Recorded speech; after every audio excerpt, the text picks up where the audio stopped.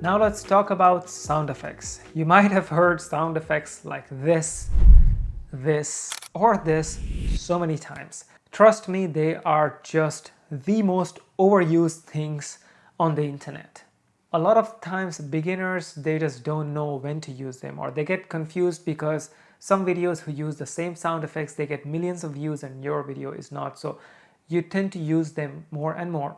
But there is a proven fact, not proven fact, but there is a way to use certain sound effects to enhance the storytelling.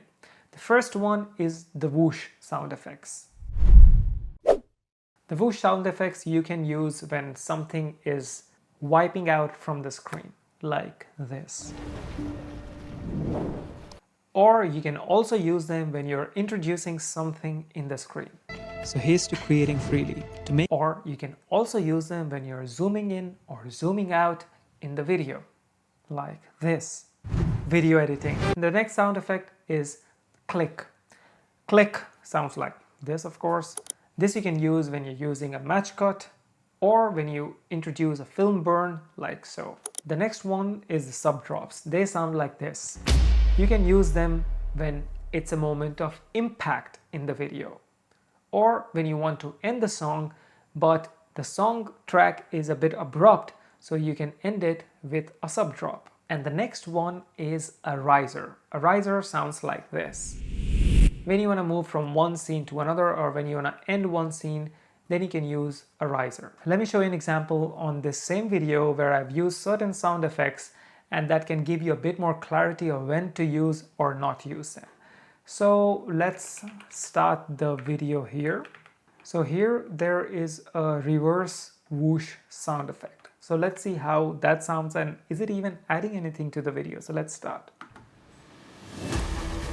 So you see, I wanted to have a bit of anticipation in the first 1 second for the audience to kind of feel that, oh, where is this going, where is this going, and then boom. And as soon as this boom happens, this reverse whoosh happens, then the clip starts. And if it was not there, it would be a bit, it would still work, but not that great.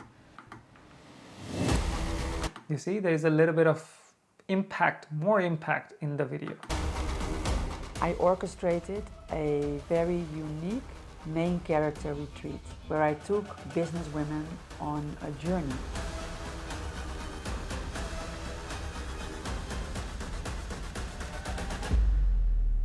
So here I used a sub drop because of course the video ended, but I wanted to end the clip. I wanted to have a blackout screen with a bang.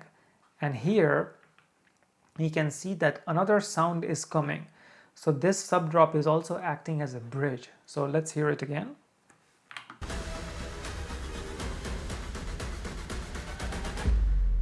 And if the sub drop was not there, you can see there's not much impact. And if I do it,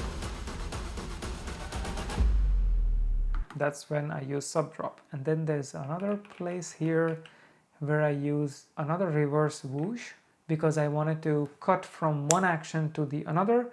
This is also called riser, the reverse whoosh. So I wanted to just end the scene really abruptly and then quickly move to the next one, and I'll show you how I did it. Well, it's wind force 6. We will set sail today at 11 with main character. So you see, and if I didn't have this, then how it would, then it would just end abruptly. Set sail today at 11 with main character. It just shuts down like that. And if I have the audio clip, you can see. Today at 11 with main character. You see how much impact it makes by just adding these little sound effects. I also have an example of the whoosh sound effect. Here is the whoosh, the fireball transition, what they call. And as soon as this wave goes up, I have put like a wipe transition. So you see, something is passing by on the screen, and then I just use this just like a tide. That helps as well. And then we have some similar sound effect at some other places. It is here. So Here's to creating freely. Here's to creating freely. So I am introducing my hand in the video. It should be probably here.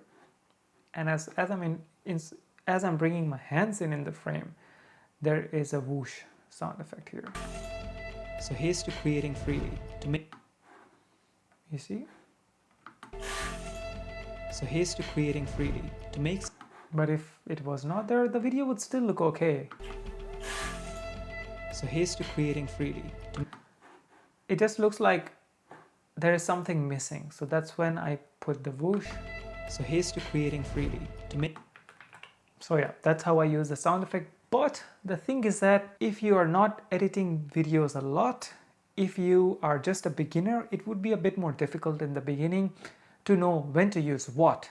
But the more you do, the more natural it becomes. So yeah, the advice what I would give you in the beginning is that if you're not sure in the beginning if you should put it or not, don't put it, because chances are that you might be overusing them. And later on, I would also give you a complete breakdown of some of my favorite projects. There I would discuss some of the sound effects, what I used, and I would also discuss with you my thought process. So it's a bit more clear to you when to use them and when not. So yeah, that was sound effects for you.